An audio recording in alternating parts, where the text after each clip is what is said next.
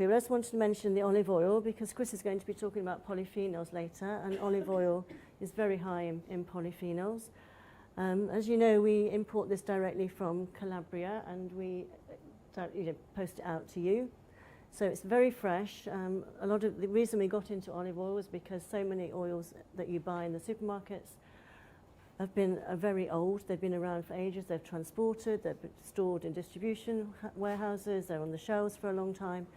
So we did find that a lot of them caused malondialdehyde levels, which is what Chris pointed out this morning is one of the major components of disease, high levels of malondialdehyde. So it's really important to get the fresh olive oil.